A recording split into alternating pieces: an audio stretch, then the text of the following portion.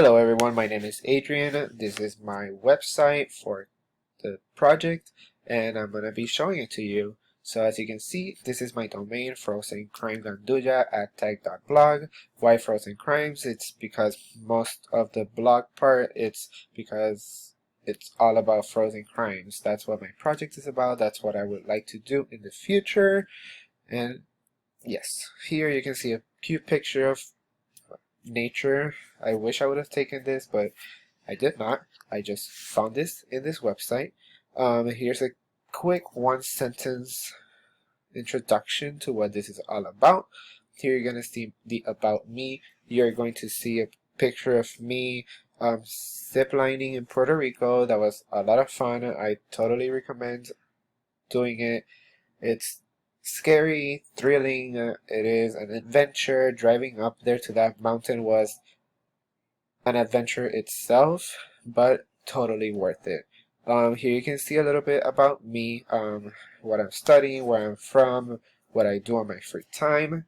In this video, this is what was one of the videos that we created for a project in class, one of the assignments. I really liked how it came out, so I decided to put it here as well. If we go up to the blog feed, you're going to be able to see my blog, at least a couple posts that I've done.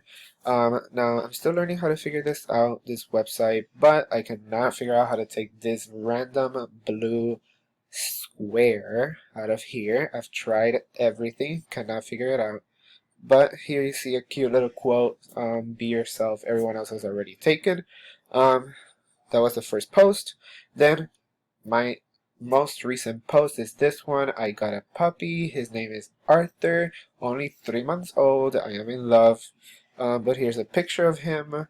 If you keep going down, you're gonna go see the rest of the posts that I've done.